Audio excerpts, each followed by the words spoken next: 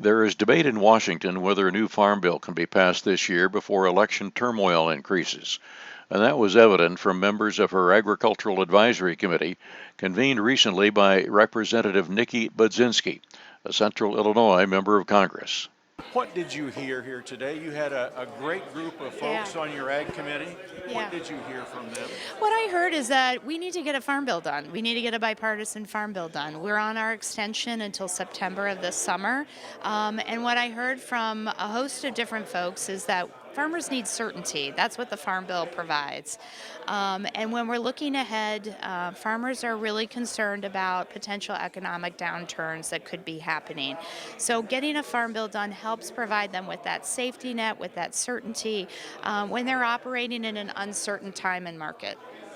Wanted some export funding help as well. Yes, definitely. I'm a very big supporter of doubling actually our investment in our trade programs within the Farm Bill. I think it's critically important that we maintain our trade competitive edge in the agricultural space.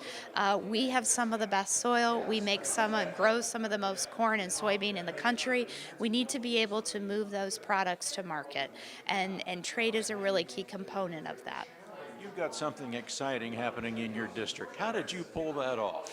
Well, we've been working collaboratively, honestly, with local, state. I can't take all of the credit at all. I'm just one spoke in the wheel. But I would say we're working at the state and local level. We're at the University of Illinois with our private sector partners like ADM and Primient to hopefully create a whole new big industry here within Central Illinois that, if fully realized, could be a $200 billion industry right here in bioprocessing and fermentation. That's taking advantage of all the great work that our growers are doing in corn and soybean. It's repurposing things, agricultural waste, animal waste that might otherwise end up in a landfill, repurposing it for something like, I was saying, yoga pants. I mean, things that can be sold. It's creating new industries and new markets. It's exciting. It sounds like a financial help for farmers, new employment as well. Yeah, new employment, new economic development. It also is encouraging more investment from our current partners like ADM and Primient. You saw Primient recently as a part of this bioprocessing activities that are taking place is making, I think, a $400 million new investment in Decatur. That is exciting. One of those stressing certainty was Rod Weinzierl, Executive Director of the Illinois Corn Growers. That's right, Stu. I think, it was something I've learned over the years, and, it's always important what's in the Farm Bill, but sometimes certainty is more important in being able to plan going forward. The Farm Bill is a multi-year piece of legislation. Farmers are thinking many times more than just a couple years out. And so just getting a Farm Bill passed with what's in the Farm Bill, kind of regardless of whatever nuance that you're hoping to see in there, adds certainty into being able to plan, right? So we are going to have a Farm Bill now expire in September 30th of this year, 2024. We'll just start harvesting the 24 crop about that time. And so, in theory, we don't have a Farm Bill or know what a Farm Bill is for the crop that we are literally going to be putting in the ground if we haven't already started. So, Farm Bill now is important, and more important even to a certain extent than all the things that we're trying to advocate for within the bill. One of the points that was made was that could be more than $1 loss per bushel for this crop. It's more than that. Yes, yeah, that is a certainty right now. The University of Illinois just came out.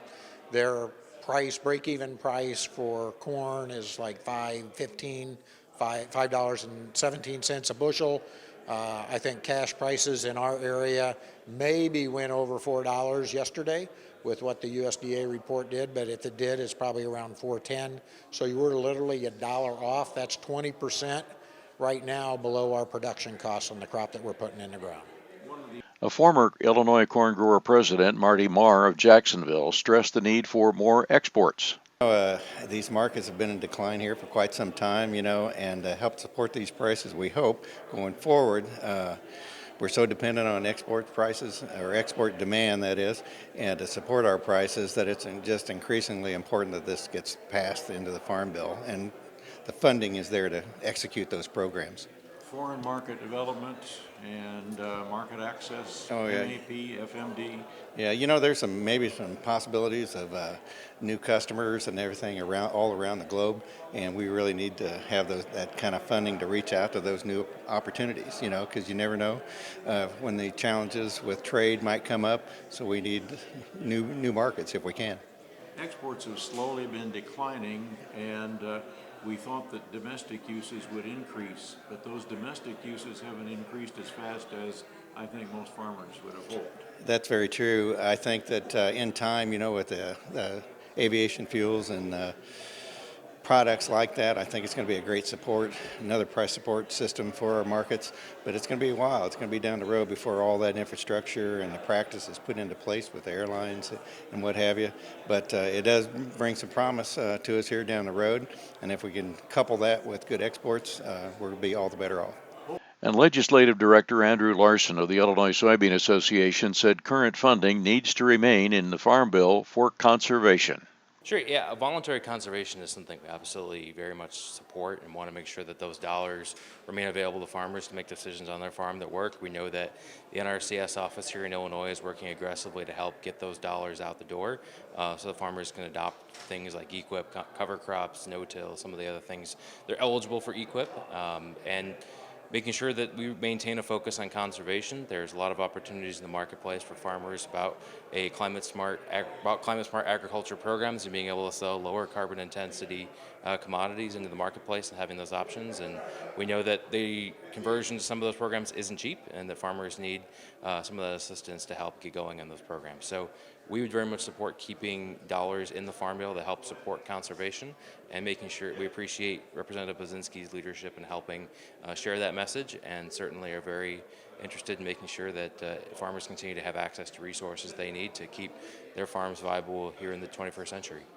Representative Budzinski, a first-term Democrat, is a member of the House Agriculture Committee. I'm Stu Ellis.